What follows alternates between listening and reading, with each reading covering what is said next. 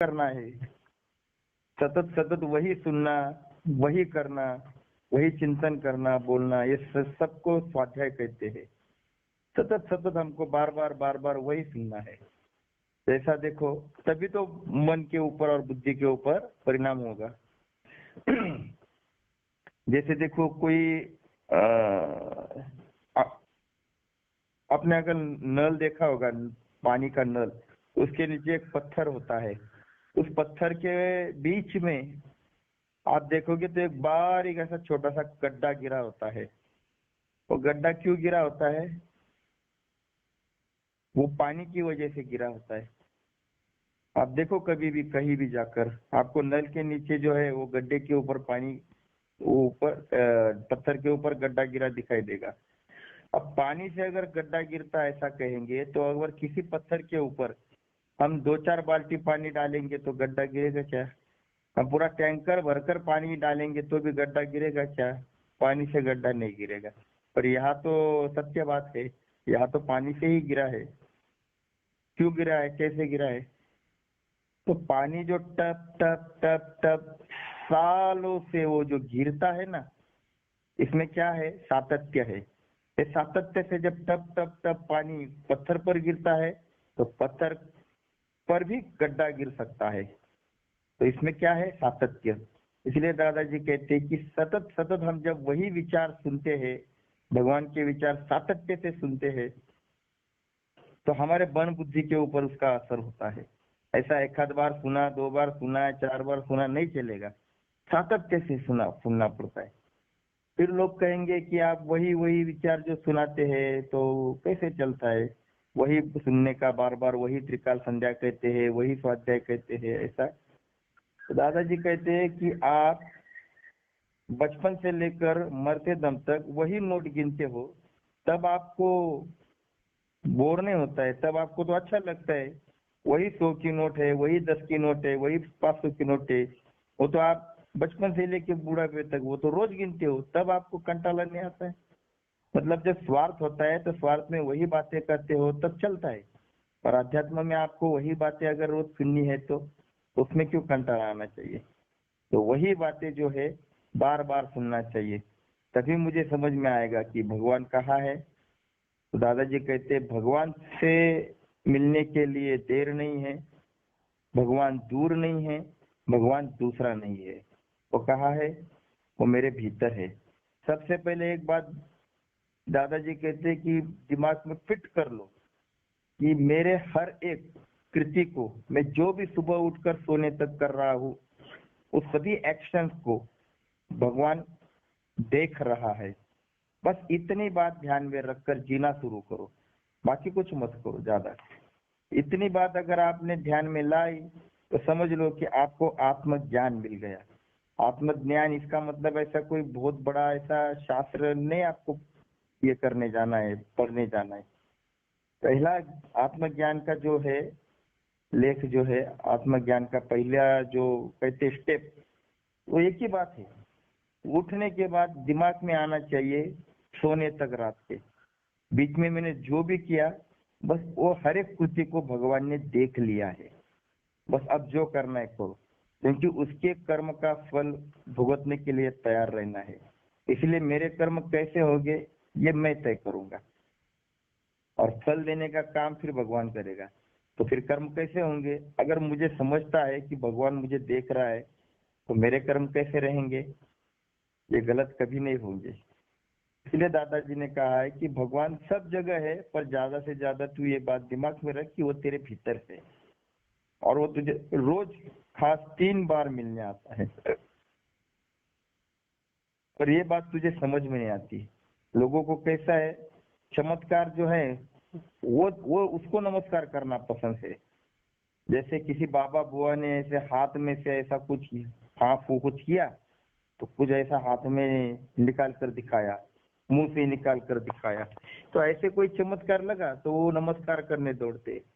पर ये चमत्कार इंसान को दिखता नहीं है कि सुबह जब मैं उठता हूँ तो मुझे उठाया किसने, ये चमत्कार तेरे समझ में नहीं आता है, क्योंकि वो रोज हो रहा है। जब मैं सो रहा था फिर भी मेरा हार्ट चल रहा था, ये किसने चलाया? ये चमत्कार मुझे समझ में नहीं आता है। ये भी तो चमत्कार है यार। तू सो रहा था, फिर हार्ट कैसे चल रहा था? सांस कैसे ले रहा था? तू तो नहीं ले रहा था। अगर तू ले रहा था तो याद करके दिखा, तू कैसे ले रहा था? मैं तो सो रहा था। अब सो रहा था तब तू है कौन? कुछ नहीं था। तो ये चमत्कार नहीं समझ में आता। जब गुरुत्वाकर्षण का नियम कहता है कि ऊपर की चीज नीचे ही गिरती है, तो फिर नीचे जो फिर हमारा अंगूठे का खून है वो अंगूठे का खून सर तक उल्टा कैसे बह रहा है? ये कौन सी शक्ति है? शक्ति तो लगती है ना। बिना शक्ति का ऐसा कोई भी चीज नहीं है जो नीचे से ऊपर जाएगी। तो ये चमत्कार तेरे दिमाग में नहीं आता कि अंगूठे से लेकर खून दिमाग सर तक कैसे जा रहा है? कौन लेकर जा रहा है? ये तो तेरे समझ में नहीं आ रहा है। ये कैसे हो रहा है? ये कौन बॉडी को क्लीन कर रहा है अंदर से? ये कौन शुद्ध कर रहा है? लाखों कोशिकाएं रोज मरती भी है और नई नई जन्म भी लेती है। ये सफाई का काम चलता है अंदर। ये कौन कर रहा है? ये चमत्कार नहीं दिखाई देते। अरे यही चमत्कार जिसको समझ में आ गए कि अरे अंदर बैठा भगवान मेरा सेवा कर रहा है, तो समझ लो आपको आत्मज्ञान मिल गया। इसके लिए किसी महाराज बाबा बुआ के पास जाकर सर पर हाथ रखने की कोई जरूरत नहीं है। दादाजी कहते इसे आत्मज्ञान कहते हैं कि भगवान मेरे समीप है, ये मुझे समझ में आ गया तो आत्मज्ञान मिल गया। इसके लिए स्वाध्याय है, इसके लिए सतत त्रिकाल संध्या करना है। ऐसे ही तुरंत सुन लिया हमने तो दिमाग में नहीं बैठने वाला। दादाजी एक कहानी के द्वारा ये बात समझाते हैं। एक दृष्टांत बताता हूँ जो हमने पिछली बार सुना है, फिर एक बार सुनना है क्योंकि नए साधक जुड़ गए हैं। एक गांव था और गांव में एक बढ़िया ऐसा जगह पे पहाड़ के थोड़ा बाजू में एक मंदिर था। तो एक भव्य और अच्छा मंदिर बनाया था गांव वालों ने। एक ही मंदिर था तो वहां पर वो पुजारी पूजा करते थे। गांव में एक नदी बहती थी पहाड़ के बाजू से। तो बड़ा रमणीय दृश्य था कि पहाड़, पहाड़ के बाजू से वो नदी, नदी के बाजू में मंदिर, फिर थोड़ा सा आगे गांव। बहुत बढ़िया और बहुत ऐसा नैसर्गिक वातावरण जो था, क्लाइमेट बहुत बढ़िया था। तो पुजारी बाबा जो थे वो बड़े भक्त थे भगवान के और वो बहुत अच्छी तरह से सेवा करते थे और वो प्रामाणिक थे सेवा में, बहुत सेवा करते थे। तो एक दिन क्या हो गया, बारिश के दिन शुरू हो गए। तो बारिश के दिनों में बहुत सारा बारिश होने से कारण नदी को बाढ़ आ गई। अब नदी को बाढ़ आ गई तो जैसे जैसे पानी बढ़ने लगा तो पानी गांव की तरफ जाने लगा और पानी इतना हो गया कि मंदिर के सीढ़ियां तक पानी आ गया और गांव में पानी घुस गया। तो लोगों को पता चल गया कि इतनी तेज बारिश है और नदी को बाढ़ आ रही है, तो अभी हमारा यहाँ रहना खतरे से खाली नहीं है। तो चलो हम कहाँ जाएंगे? ऊंचाई की तरफ, मतलब पहाड़ पर जाएंगे। तो सारे गांव के लोग पहाड़ी की तरफ चलने के लिए निकलते हैं। अब पहाड़ी पर जाने के लिए निकलते हैं तो जाते जाते सभी लोग पुजारी बाबा को भी आग्रह करते, विनती करते हैं कि महाराज जी आप भी चलिए, बाढ़ का पानी बढ़ रहा है, आपके जीवन को धोखा है, अगर यहाँ रहेंगे तो कुछ भी हो सकता है, तो हम सुरक्षित जगह जा रहे हैं, चलो आप भी हमारे साथ। तो पुजारी बाबा ने उनको कहा कि नहीं नहीं, मैं नहीं आऊंगा, मेरा भगवान मुझे बचा लेगा, आप सब लोग चले जाओ। अब लोग सब चले जाते हैं, पानी और बढ़ने लगता है और बढ़ने लगता है, तो आधा मंदिर पानी में डूब जाता है। तो पुजारी बाबा छत पर जाकर बैठते हैं मंदिर के। तो फिर सरपंच जी खुद नाव लेकर वहां पर आते हैं और नाव लेकर आते हैं पूरी, और उसमें पुजारी बाबा को कहते हैं कि अभी आ जाओ, नाव में बैठो, आपके जीवन को धोखा है, अभी पानी बहुत बढ़ गया है, कुछ भी हो सकता है, तो मैं आपको खुद लेने आया हूँ, चलो मेरे साथ, हम पहाड़ पर जाएंगे। तो पुजारी बाबा कहते हैं कि नहीं नहीं, मैंने भगवान की इतनी भक्ति की है, भगवान मुझे बचाने जरूर आएगा, मैं नहीं आ सकता, आप चले जाओ। अब सरपंच जी, मुखिया, गांव के मुखिया वो चले जाते हैं। अब पानी इतना बढ़ता है कि अब उनको एक ही जगह रहती है, मंदिर पूरा डूब जाता है, वो ऊपर कलश के ऊपर जाकर बैठ जाते हैं। अब पानी तो बढ़ ही रहा है, कलश के ऊपर जाकर बैठते हैं तो ऊपर से एक हेलीकॉप्टर आ जाता है। अब हेलीकॉप्टर में से वो सीढ़ी डोर वो जो है वो छोड़ते हैं और पुजारी बाबा को कहते हैं कि आप इसको पकड़ो और ऊपर चले आओ, हम आपका जीवन बचाने आए हैं, जिंदगी बचाने आए हैं। पुजारी बाबा फिर से वही कहते हैं कि नहीं, मेरी भगवान के ऊपर पूरी श्रद्धा है, मैं रोज इतना काम कर भगवान की इतना सेवा करता हूँ, उसको सब कुछ मंदिर में सब कुछ देख रेख मैं करता हूँ। अब इतनी मेरी अच्छी भक्ति है तो मेरा भगवान मुझे बचाने आएगा ही आएगा। आप क्यों चिंता करते हो, आप चले जाओ, मैं नहीं आपके साथ आऊंगा। अब वो हेलीकॉप्टर भी चला जाता है। अब पानी और बढ़ता है, बाढ़ का पानी बढ़ने लगा तो वो पुजारी बाबा अब ऊपर कहीं जाने को जगह ही नहीं, वो पानी में डूबकर मर जाते हैं। अब पानी में डूबकर मर जाने के बाद वो, अब उन्होंने कुछ भी हो अच्छा काम किया था तो सीधा स्वर्ग लोक पहुंच गए। अब स्वर्ग लोक पहुंच गए, मरने के बाद स्वर्ग लोक पहुंच गए तो वो थोड़ा गुस्से में थे कि अरे ये क्या है, मैंने सारी दुनिया को समझाया कि मैं इतना देव भगवान की सेवा कर रहा हूँ तो मेरा भगवान मुझे बचाने आएगा, और भगवान तो मुझे बचाने आया नहीं। तो अब कौन भगवान की सेवा करेगा, कौन भगवान की पूजा करेगा? हाँ, ऐसा रहता है क्या? तो वो थोड़ा गुस्से में हो गए थे।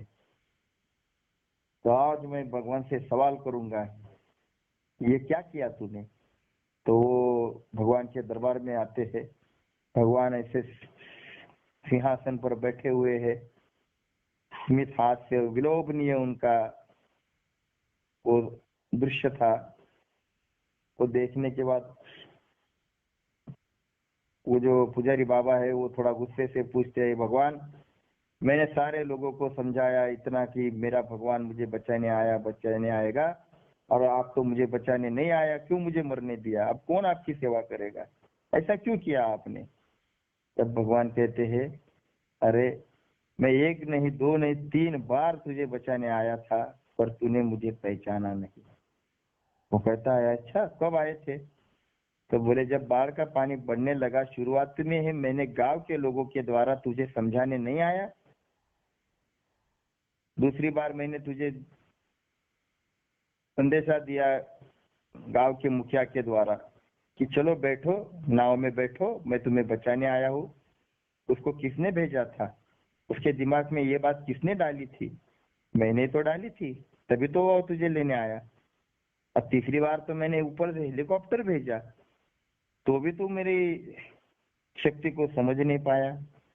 इसमें मेरी क्या गलती है? मैं तो 3 बार तुझे मिलने आया था, लेने आया था, जिंदगी बचाने आया था, तूने तो मुझे पहचाना ही नहीं। तब पुजारी बाबा के दिमाग में आता है, अरे हाँ भगवान, मैंने तो तुझे पहचाना ही नहीं। यही बात दादाजी कहते हैं कि हम लोग जो होते हैं कर्मकांड में इतने फंस गए हैं, हम कर्मकांड में इतने अटक गए हैं कि हमें लगता है यही भक्ति है। हम भगवान को पहचानते ही नहीं। हम पूजा तो बहुत करते हैं, 2-2 4-4 घंटे भगवान के पास बैठते हैं, पर भगवान की शक्ति को हम पहचानते ही नहीं कि वो किस रूप में हमें मिलने आया है, किस रूप में हमको अपनी शक्ति दिखाने आया है, पर हम तो उसको समझते ही नहीं। हमें लगता है बड़ा टीका लगाया और बहुत सारा 2-2 4-4 घंटा हमने भक्ति की, तो ये कर्मकांड में अटक गए हैं। भक्ति जो है वो भक्ति, और भक्त का दादाजी कहते हैं कि भक्त वही होता है जो विभक्त नहीं है, 24 घंटा उसके दिमाग में रहता है कि भगवान मेरे साथ है। भगवान हमें मिलने आते हैं, वो कोई ऐसा रूप लेकर नहीं आएंगे, शंख चक्र गदा सब कुछ ऐसा ऐसा ऐसा रूप थोड़ी उनका हम देख पाएंगे। यहाँ भगवान ने बनाई हुई सृष्टि में एक सूरज को हम देख नहीं पाते हैं। उसको देखना है तो कोई चश्मा लगाना पड़ता है, काला चश्मा, या तभी हम सूरज को थोड़ा बहुत देख पाएंगे। उसी प्रकार भगवान को देखना है तो भगवान को देखने के लिए भक्ति का चश्मा लगता है। भक्ति यानी समझ, भक्ति यानी अंडरस्टैंडिंग। ज्ञान और समझ, इसमें फर्क है। इंफॉर्मेशन और अंडरस्टैंडिंग, इसमें फर्क है।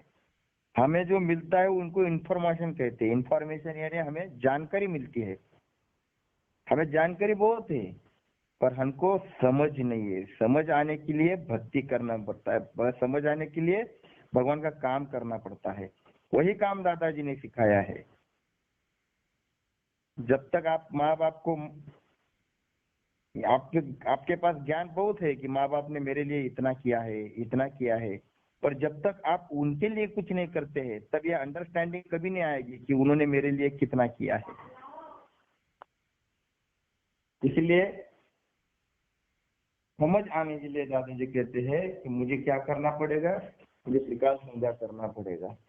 अब त्रिकाल संध्या क्या है, तो दादाजी कहते हैं मुझे भगवान 3 बार खास तरीके से मिलने आता है, ये समझ आने के लिए त्रिकाल संध्या करना है। भगवान मुझे रोज 3 बार खास, जब ऐसी समय है जब मुझे मिलने आते हैं। पहला समय तो यह है कि मैं जब सवेरे उठता हूँ तो मुझे उठाने वाला भगवान होता है। लोग कहते हैं कि हम अलार्म की वजह से उठते हैं। अगर अलार्म की वजह से उठते हैं तो शमशान में जाकर जो प्रेत पड़े हुए हैं उनके बाजू में अलार्म लगाओ, क्या वो जो प्रेत पड़े हैं, मुर्दे पड़े हैं, वो खड़े हो जाएंगे, उठेंगे? जब तक अंदर का राम है, भगवान है, तब तक हम उठेंगे। नहीं तो राम चला गया तो लोग हमें कंधे पर उठाएंगे, राम नाम सत्य है कहकर चला देंगे। ये राम मुझे उठाने आता है। अगर ये भगवान मुझे उठाने आता है, ये मुझे स्पेशल खास मिलने आया। दुनिया में किसी को मेरी जरूरत नहीं होगी, पर भगवान को मेरी जरूरत है, इसलिए तो भगवान ने मुझे उठाया। तो जो भगवान मुझे उठाने आता है वो मुझे मिलने आता है। तो ये पहचानो, ये नजरिया आपका आना चाहिए कि भगवान ने मुझे उठाया तो मैंने नमस्कार किया, मैंने कृतज्ञता से उसको याद किया, नमस्कार किया। तो भगवान मुझे उठाने आया है तो मेरा पहला फर्ज है कि मैं उसको कृतज्ञता से नमस्कार करूं। इसलिए कराग्रे वसते लक्ष्मी कर मूले सरस्वती कर मध्य तु गोविंदा प्रभाते कर दर्शनम, ये श्लोक हमें कहना है। आगे का और भी श्लोक है, समुद्र वसने देवी, वो हम लेंगे बाद में। तो कहने का मतलब क्या है कि भगवान मुझे मिलने आता है पर मैं उसे पहचान नहीं पाता हूँ। तो सबसे पहले त्रिकाल संध्या की शुरुआत क्या है कि सवेरे उठ गया मैं, कि तुरंत मैं नमस्कार करूंगा, फिर आगे के काम। इसे कृतज्ञता कहते हैं। जिसके जीवन में कृतज्ञता होती है वही मानव होता है, बाकी पशु के जीवन में कृतज्ञता का कोई संबंध नहीं है। तो मानव और पशु में यही फर्क है कि जो कृतज्ञ है वही इंसान है। तो दादाजी कहते हैं कम से कम इंसान को इंसान बनना है तो कृतज्ञता जीवन में लानी है। दूसरी बार भगवान मुझे मिलने आते हैं जब मैं खाना खाता हूँ तो वो भोजन हजम कैसे होता है, उसका खून कैसे बनता है, एक क्रिया कौन करता है। हमने तो सिर्फ मुंह में डाल दिया खाना, पर अंदर जाने के बाद क्या हो गया, क्या एक्टिविटीज हो गई, पता है कुछ? वो सारा हजम करने का काम वो भगवान करता है। जब हम खाना खाते हैं तो भगवान एक्टिव होकर वो सारा पचाते हैं। अगर वो पचाएंगे नहीं तो हम उल्टी कर डालेंगे। हम सब, हमें अंदर से वो जो है पावर वो कहाँ से मिलेगी? तो सब काम कौन करता है? भगवान करता है। तो क्या मैंने खाने से पहले नमस्कार किया? अरे भेड़ बकरियां जानवरों को हम जब चारा फेंकते हैं तो वो भी खा लेते हैं, और हमारे सामने भोजन आ जाता है तो हम भी खा लेते हैं। क्या फर्क रह गया उसमें और इसमें? मानव और पशु में अगर इतना भी समझ नहीं है कि मेरा भोजन पचाने वाला भगवान है तो मैं नमस्कार करके खाऊं, तो एक भेड़ बकरियों में और हम में फर्क क्या रह गया? इसलिए दादाजी कहते हैं तू मानव है, तू कोई जानवर नहीं है जो खाना आ गया और तू खा लिया। अन्न है पर ब्रह्म कहते हैं हम, अन्न को हम पर ब्रह्म कहते हैं, उसको नमस्कार कर। तो सात्विक भोजन है तो उसको नमस्कार कर, वो प्रसाद है, वो प्रसाद समझकर खा। यज्ञ शिष्टाशिना संतो मुच्यन्ते सर्व किल विषय भुंजते ते त्वगम पापा ये पचंत्यात्म कारणात् यत्करोषि यदश्नासि यज्जुहोषि तदासि यत्तपस्यसि कौन्तेय तत्कुरुष्व पदर्पणम। ये सब प्रसाद है, ये प्रसाद समझकर तुझे खाना है, नमस्कार करके खा। और हम जब रात में सोते हैं तो हमको कौन सुलाता है? क्या ऐसा कोई बटन दबाया जो तू बटन दबाया और सो गया? जब सोता है तो कितना शांति नींद आती है, कितना बढ़िया लगता है। एक सुखी इंसान का क्या है जीवन में, जिसको बढ़िया नींद आती है वो सुखी। अरे पर वो बढ़िया नींद दी किसने, इसकी अगर कृतज्ञता हम व्यक्त नहीं करते हैं तो हम कैसे मानव है। पशु भी सोता है, इंसान भी सोता है, नींद की सबको जरूरत है, पर दी किसने। तू पत्थर पर भी सोता है तो नींद आती है, लोगों को महलों में नींद नहीं आती है, तुझे ये नींद दी किसने, तुझे सुखी बनाया किसने। तो क्या हम इतना भी कृतज्ञ नहीं भगवान के कि सोने से पहले हम नमस्कार करें। इसे दादाजी त्रिकाल संध्या कहते हैं। अब त्रिकाल संध्या करना है तो इसके लिए अपना जो कुछ चल रहा है, जो कोई हम धार्मिक कार्य कर रहे हैं, तो उसको छोड़ने की कौन सी आवश्यकता है। स्वाध्याय कोई ऐसी संस्था नहीं है कि जो आप सब छोड़ लो और हमारे इसमें ऐड हो जाओ और रजिस्ट्रेशन करा लो, कोई जरूरत नहीं। आप कोई भी धर्म के हो, कोई भी काम करते हो, केवल त्रिकाल संध्या करने से क्या फर्क पड़ता है, उल्टा हम भगवान के नजदीक जाते हैं। और जब हम सातत्य से ये त्रिकाल संध्या करते, सातत्य से 3 बार भगवान को नमस्कार करते, बाकी आपको एक्स्ट्रा कितना करना है वो आपकी मर्जी, पर जब ये सातत्य से करते हो नल की पानी की तरह टप टप टप टप, वैसे हम त्रिकाल संध्या सातत्य से रोज करते हैं, तब हमारे मन और बुद्धि में जो परिवर्तन होता है उससे हमें समझ में आने लगता है कि भगवान मेरे नजदीक है और उसका स्पर्श मुझे होने लगता है, उसका स्पर्श की अनुभूति होने लगती है, उसके सामीप्य की, उसके संबंध की अनुभूति होने लगती है। इसलिए दादाजी कहते हैं कि मैं मानव हूँ तो मेरा पहला फर्ज है मुझे भगवान से जुड़ना है, और भगवान से जुड़ने के लिए पहले त्रिकाल संध्या मेरे दिमाग में फिट करना है कि जो भी कुछ हो जाए दिन में 3 बार तो खास तरीके से मैं ये नमस्कार करूंगा ही करूंगा। तो ये त्रिकाल संध्या मुझे रोज करना है। और स्वाध्याय से जुड़ना मतलब भगवान से जुड़ना है। तो भगवान से जुड़ने के लिए दादाजी ने पहली जो स्टेप दी है वो त्रिकाल संध्या दी है। और भगवान तो समय मांगते हैं, मैया वैश्य मनोयमाम नित्य उपासते श्रद्धया प्रयोपेता तेने युक्त तमामता, तू मुझे अपना मन अर्पण कर, मनमना भवो मत भक्तो मध्याजी माम नमस्कुरु, तू मुझे मन अर्पण कर। सभी जगह भगवान कहते मन, और हम मन को छोड़कर सब कुछ करते हैं। तो जिस क्रिया में मन नहीं होता है उसको कर्मकांड कहते हैं। तो जब भी हम कोई पूजा भक्ति या कोई भी करते हैं तो हमारा मन कहाँ होता है, ये भी थोड़ा सोचो। जिस जगह में मन नहीं है उसे कर्मकांड कहते हैं। जो चीज करते हैं वो हम समझ कर नहीं करते हैं, अंडरस्टैंडिंग से नहीं करते हैं, तो उसे कर्मकांड कहते हैं। और कर्मकांड करने वाले लोगों को भगवान मिलने आता है पर उनको समझ में नहीं आता है। इसलिए पुजारी बाबा कर्मकांड तो बहुत करते थे, पर उनको ये अंडरस्टैंडिंग नहीं थी कि भगवान किस रूप में मिलने आने वाले हैं। क्यों नहीं थी? क्योंकि कर्मकांड जो होता है वो बिना समझ कर किया जाता है, बस मुझे करना है करना है, पर उसका पीछे का जो ज्ञान है, समझ है, अंडरस्टैंडिंग है, वो भी मुझे मालूम होना चाहिए। इसलिए दादाजी कहते कि 3 बार मैं क्यों नमस्कार कर रहा हूँ। नमस्कार तो रोज की तरह है, पर क्यों कर रहा हूँ, ये समझ से कर रहा हूँ कि भगवान मुझे मिलने आ रहे हैं और उन्होंने मुझे उठाया, मेरा भोजन पचाया, मुझे सुलाया। तो ये समझ मुझे आने के लिए 3 बार मुझे नमस्कार करना है। तो इसे भक्ति कहते हैं कि जो समझ कर की जाती है वो भक्ति होती है। तो ये भक्ति मुझे करनी है। तो दादाजी ने दी हुई त्रिकाल संध्या को हम याद रखेंगे, भगवान को नमस्कार करेंगे और आज हम यही रुक जाएंगे। जय ईश्वर।